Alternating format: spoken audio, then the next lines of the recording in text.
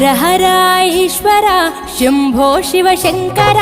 ఓం నమః శివాయ నీలకంధర